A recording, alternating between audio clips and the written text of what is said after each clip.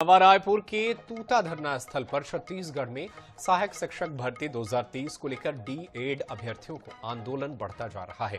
अभ्यर्थी 24 दिसंबर 2025 से आमरण अनशन पर बैठे हैं।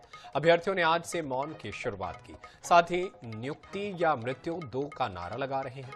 वे अगले अलग अलग तरह के प्रदर्शन कर सरकार तक अपनी बात पहुंचाने के लिए संघर्ष कर रहे हैं, लेकिन अब तक किसी भी नेता, मंत्री और अधिकारी ने उनकी सूद नहीं ली है।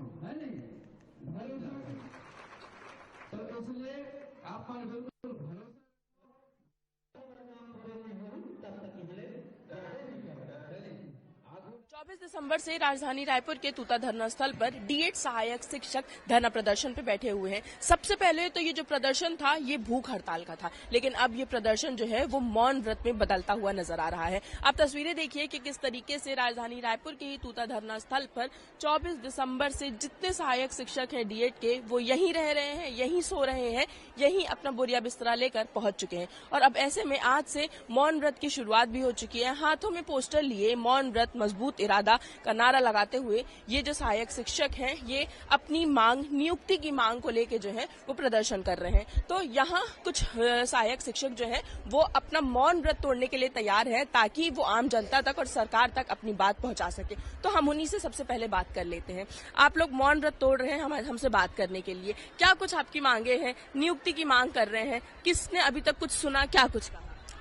मैम, हम लोग 2023 से भटक रहे हैं। मतलब 10 जून 2023 को हमारा एग्जाम हुआ था और अभी देखिए 2026 आ गया, 3 साल हो गया है।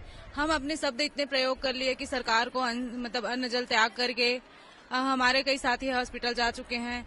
कई तरह के हम लोग ऐसे प्रताड़ित हो चुके हैं कि बोलते हैं ना, जब शब्द बोल बोल कर थक जाते हैं तो खामोशी होती है उनकी एक पुकार, और खामोशी ही काम आती है। तो हम अभी एक रणनीति के रूप में हम अपना मौन व्रत धारण करें ताकि सरकार अभी तक मतलब बहरे हैं तो कम से कम खामोशी हमारी ही उनकी आवाज बन जाए, और आवाज बनकर हमारी आवाज बनकर उनके कानों तक जाए, ताकि सरकार जाने की हमारी क्या है दर्द, क्या है पीड़ा। यहाँ इतने कड़ाके की ठंड में हम सो रहे हैं, यहाँ देखो मौसम कितना बदल रहा है रूप, वहीं पे हमारे साथियों का कितना तबियत खराब हो रहा है, हम ही जानेंगे अपनी पीड़ा। और एक सिर्फ मांग, नियुक्ति की मांग को लेके लगातार प्रदर्शन किया जा रहा है और साफ सीधे तौर पे कहा जा रहा है कि या तो नियुक्ति या तो मृत्यु। अब ऐसे में सहायक शिक्षकों की मांग पूरी होती है या नहीं होती, या फिर सरकार द्वारा क्या कुछ किया जाता है, क्योंकि अब तक कोई भी अधिकारी और कर्मचारी इनकी सुध लेने के लिए नहीं पहुंचा है।